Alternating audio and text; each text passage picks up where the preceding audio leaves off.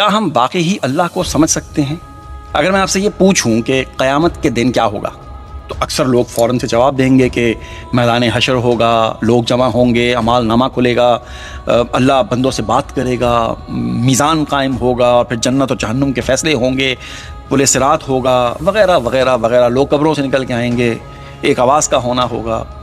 ہم یہ سب باتیں بچپن سے سنتے آئے ہیں، لیکن نا یہاں پر ایک سوال ہے جو شاید ہم میں سے نا اکثر نے کبھی سنجیدگی سے پوچھا ہی نہیں۔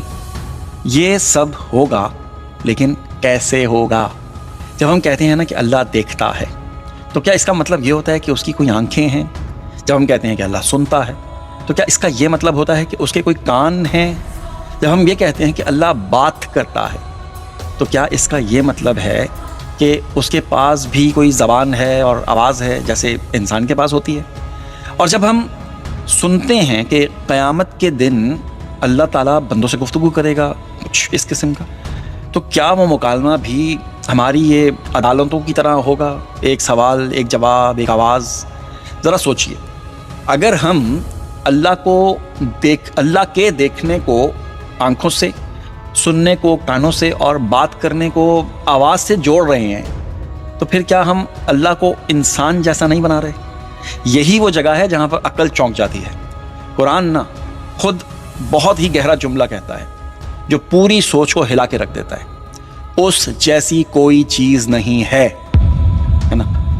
اگر اس جیسی کوئی چیز نہیں تو پھر ہم اسے انسان کے سانچے میں کیوں ڈھال دیتے ہیں؟ اصل حقیقت یہ ہے کہ انسان صرف وہی تصور کر سکتا ہے جو اس نے دیکھا ہو۔ ہماری عقل انتہائی محدود ہے۔ ہم جب کسی چیز کا تصور کرتے ہیں تو وہ ہماری اپنی شکل و صورت اور تجربے سے متاثر ہوتی ہے۔ اسی لیے جب ہمیں بتایا جاتا ہے نا کہ اللہ دیکھتا ہے تو ہم فوراً آنکھ سوچ لیتے ہیں، جب کہا جاتا ہے کہ اللہ سنتا ہے تو ہم کان سوچ لیتے ہیں، جب کہا جاتا ہے کہ اللہ بات کرتا ہے یا کرے گا تو ہم آواز اور الفاظ سوچ لیتے ہیں۔ لیکن حقیقت شاید اس سے بالکل مختلف ہو۔ شاید اللہ کا دیکھنا ایسا ہو جس کا تصور بھی ہم نہ کر سکیں، شاید اللہ کا سننا ایسا ہو جس کے لیے آواز کی ضرورت ہی نہ ہو، شاید قیامت کا حساب ایسا ہو جو ہماری عدالتوں سے ہزاروں گنا بالکل مختلف ہو جس کا ہم تصور نہ کر سکتے ہوں۔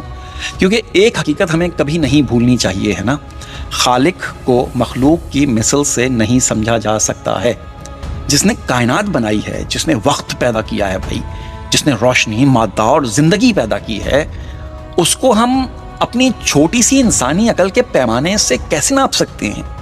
سوچیں، آپ بلا وجہ سوال اٹھا دیتے ہیں بچکانا، اللہ یہ، اللہ وہ، اللہ ایسا، اللہ ویسا۔ اسی لیے نا علماء کہتے ہیں کہ اللہ کی صفات کو ماننا ہے بھائی، لیکن ان کی جو کیفیت کو نا وہ اپنی طرف سے مت گڑھ لیں کہ وہ کیسے ہوں گے۔ وہ دیکھتا ہے مگر کیسے دیکھتا ہے ہمیں نہیں پتا، وہ سنتا ہے مگر کیسے سنتا ہے ہم نہیں جانتے، وہ بات کرے گا مگر وہ گفتگو کیسی ہوگی ہمیں نہیں پتا بھائی۔ اور شاید یہی ایمان کی سب سے خوبصورت بات ہے کہ انسان مانتا ہے لیکن وہ یہ بھی مانتا ہے کہ اللہ کی حقیقت اس کی عقل سے بہت بڑی ہے۔